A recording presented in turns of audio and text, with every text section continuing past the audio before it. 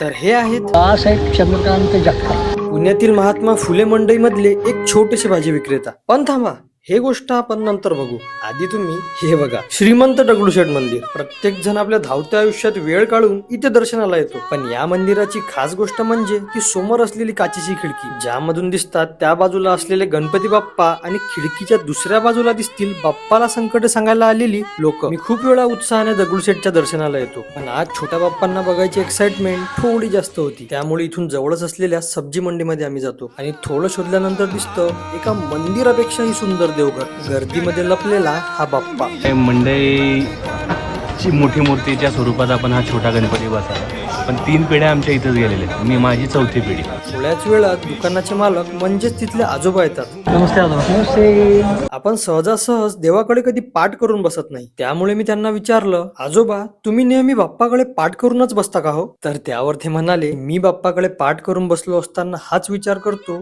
की माझ्यावर कधीही आणि काहीही संकटे आली तरी बाप्पा माझ्या पाठीशी आहेत. ऋषी मुनी